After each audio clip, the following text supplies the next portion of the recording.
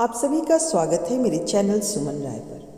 आइए आज मैं आपको एक कहानी सुनाती हूँ जिसका नाम है मंदबुद्धि बालक। जी हाँ, आज की कहानी ऐसे ही एक मंदबुद्धि बालक की है जिसने अपने अभ्यास के द्वारा बड़े होकर सभी को आश्चर्यचकित कर दिया।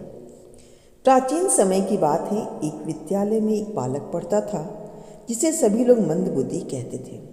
वजह यह थी कि वह समझने में काफ़ी समय लगाता था और फिर भी उचित परिणाम नहीं दे पाता था।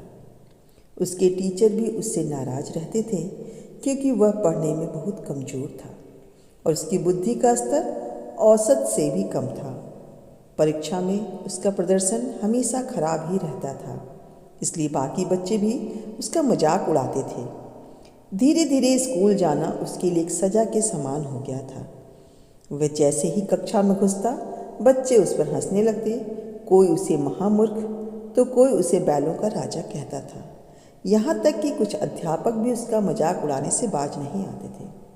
इन सब से परेशान होकर उसने स्कूल जाना ही छोड़ दिया। अब वह दिन भर इधर उधर भटकता और अपना समय बर्बाद करता रहता था। इसी तरह एक दिन वह घूम रहा था। घूमते घूमते उसे प्यास लगी और उसने पानी खोजना शुरू कर दिया। उसे दूर एक कुआं नजर आया जहाँ पर एक व्यक्ति पानी भर रहा था। उसने उस व्यक्ति से पानी मांगा और अपनी प्यास बुझाई। उस आदमी ने उससे पूछा, तुम यहाँ के तो नजर नहीं आते, तुम कौन हो और यहाँ क्यों घूम रहे हो? तब उस बालक ने कहा कि मैं बहुत ही मंदबुद्धि हूँ और स्कूल में सभी मेरा मजाक उड़ाते हैं, इसलिए मैं स्कूल से भाग आया हूँ और अब कभी स्कूल नहीं जाऊँगा क्योंकि मैं कुछ सीख ही नहीं सकता। तब पानी पिलाने वाले व्यक्ति ने उसे कहा कि जरा इस पत्थर को देखो, इस पत्थर पर हम रोज पानी भरते हैं। यह मुलायम रस्सी इस कठोर पत्थर पर रोज घिसती है और देखो इस मुलायम रस्सी ने इस पर कितना गहरा निशान बना दिया है।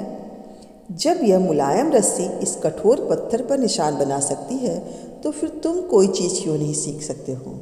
यदि तुम मन लगाकर, विश्वास रखकर ज़्यादा अभ्यास करोगे तो तुम भी यह सब सीख सकते हो। इस बात ने उस बालक के मन में जगह भर दी। उसके मन में विश्वास को जगा दिया और उसकी ऊर्जा को सही दिशा में बहने का अवसर प्राप्त हुआ।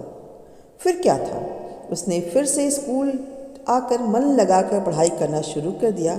भले ही और लोग उस पर हंस रहे थे, लेकिन उसने अपना ध्यान सिर्फ और सिर्फ पढ़ाई पर लगाया। उसकी लगन और अथक परिश्रम को देखकर अध्यापकों ने भी उसका साथ देना शुरू कर दिया और कुछ सालों बाद यही विद्यार्थी प्रकांड विद्वान वरदराज के रूप में विख्यात हुआ, जिसने संस्कृत में मुग्धबोध और लघु सिद्धांत कौमुदी जैसे ग्रंथों की रचना की। इस सच्ची लघु कथा का आशय बच्चों सिर्फ इतना है कि यदि हम अपनी कमजोरी पर जीत हासिल करना चाहते हैं तो हमें ज़रूरत है कठिन परिश्रम और धैर्य की। अपने लक्ष्य को प्राप्त करने के लिए हमें एक समय सीमा की ज़रूरत है। यदि हम लगातार अपने लक्ष्य के प्रति समर्पित रहें और अथक परिश्रम करते रहें तो सभी लोग हमें सहायता प्रदान करेंगे और हम निश्चित ही प्रकांड विद्वान वरदराज की तरह सफल सिद्ध होंगे।